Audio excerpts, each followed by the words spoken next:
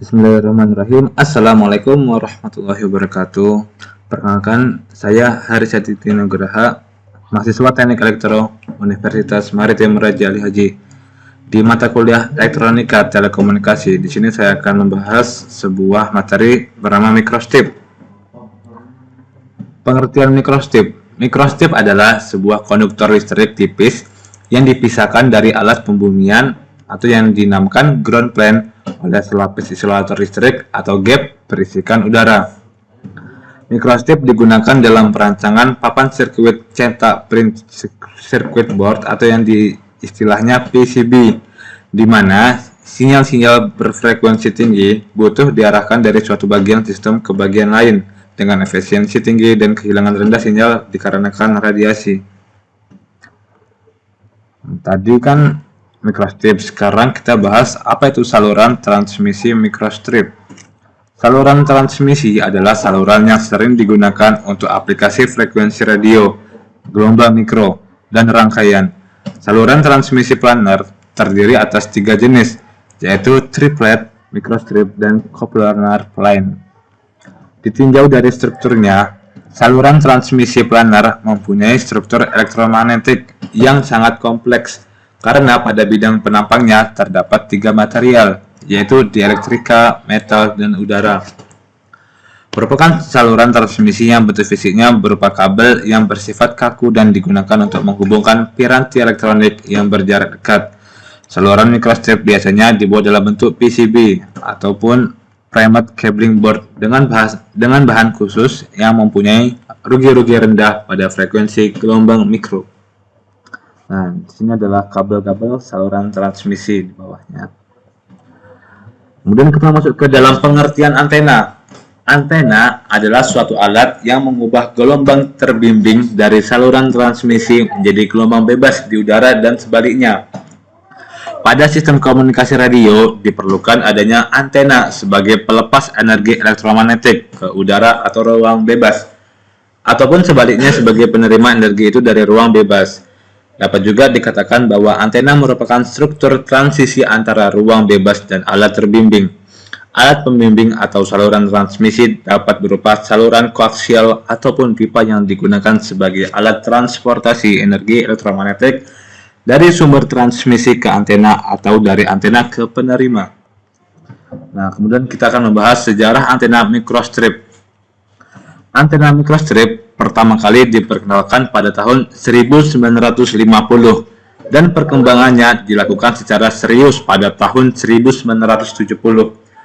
Melalui beberapa dekade penelitian, diketahui bahwa kemampuan beroperasi antena microstrip diatur oleh bentuknya. Antena microstrip merupakan salah satu antena yang paling populer saat ini.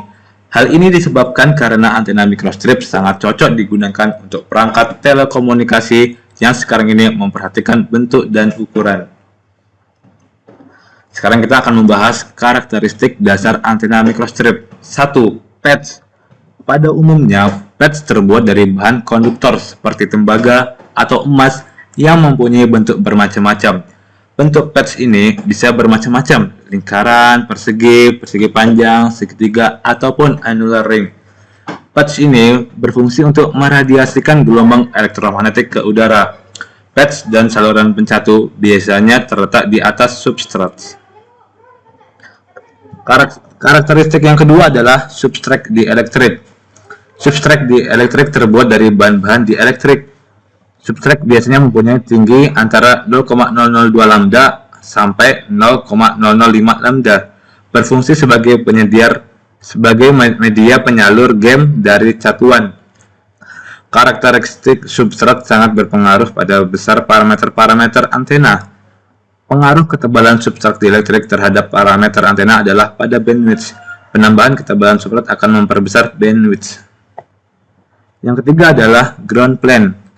Karakteristik ini terbuat dari bahan konduktor, ukurannya selebar dan sepanjang substrat. Fungsi ground plane adalah sebagai ground antena. Nah, di sini ada kelebihan dan kekurangan ketika kita menggunakan antena microstrip. Kelebihannya adalah mempunyai bobot yang ringan dan ukuran yang kecil. Yang kedua, konfigurasi yang low profile sehingga bentuknya dapat disesuaikan dengan perangkat utamanya. Yang ketiga adalah biaya pabrikasi yang murah sehingga dapat dibuat dalam jumlah yang besar.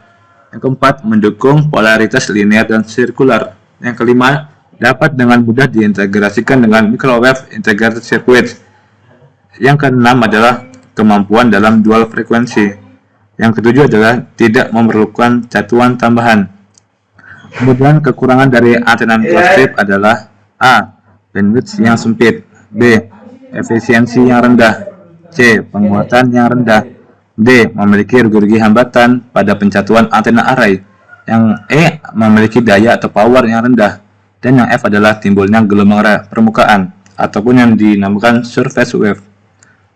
Aplikasi antena microstrip biasanya digunakan untuk aplikasi GPS, RFID, ULAN, ataupun sistem radar. Dikarenakan antena microstrip terkenal dengan kinerja dan desainnya yang kuat, cara pembuatannya dan kegunaannya luas. Keuntungan dari antena microstrip yaitu mudah untuk dirancang, ringan, dan sebagainya. Kemudian kita akan membahas parameter umum antena microstrip. A. Penguatan ataupun di istilahnya gain. Penguatan pada antena microstrip merupakan perbandingan intensitas radiasi pada arah tertentu terhadap intensitas radiasi yang diterima jika daya yang diterima berasal dari antena isotropik.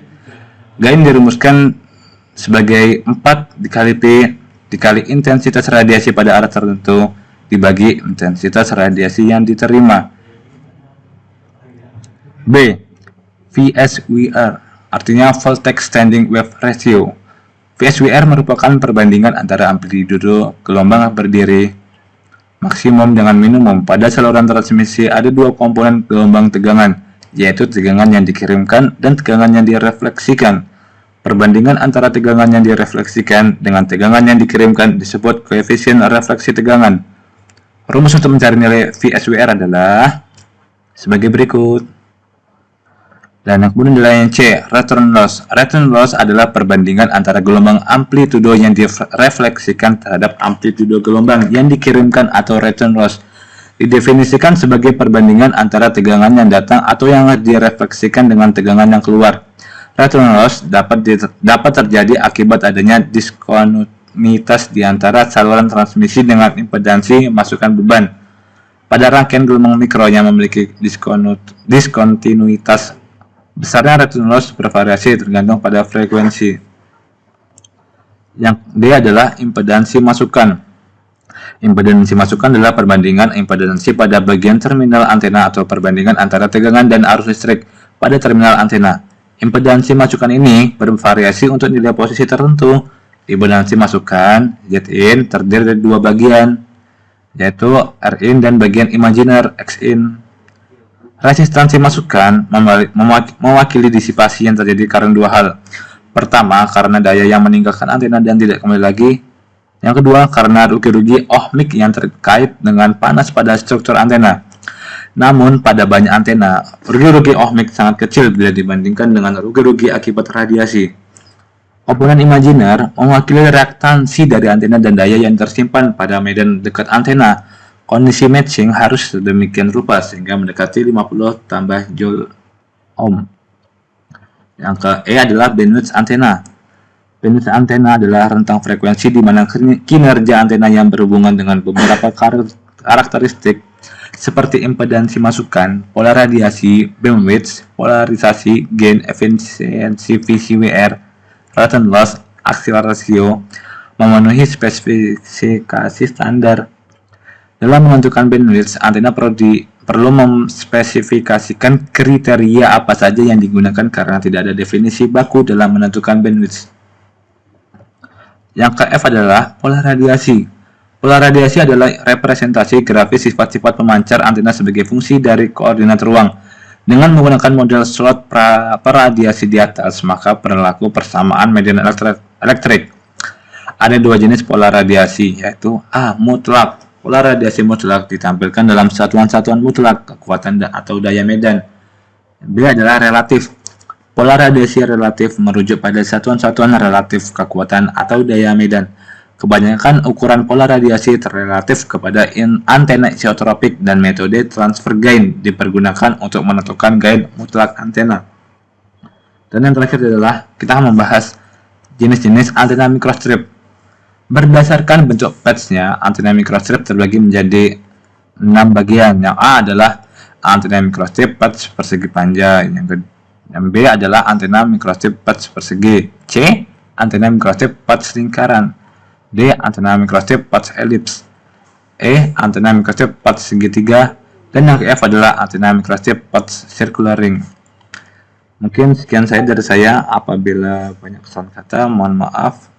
Wallahu muwaffiq ila aqwamit thoriq. Wassalamualaikum warahmatullahi wabarakatuh.